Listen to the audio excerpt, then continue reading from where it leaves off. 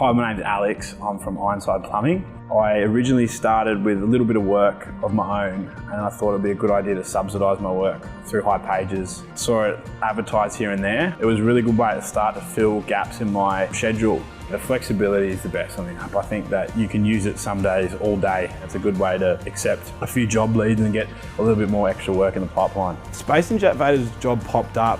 I got a phone call saying, hey, we've got this TV show going on. They need a plumber. Would this be something you'd be interested in? And I was like, I mean, to get my mug on TV, I think that's pretty funny. So I was like interested in it. It's a good way to develop, you know, like my business, put my name out there. It was an interesting experience, definitely. People had had the best run of things that were on the show. So you just wanted to help them out as much as possible.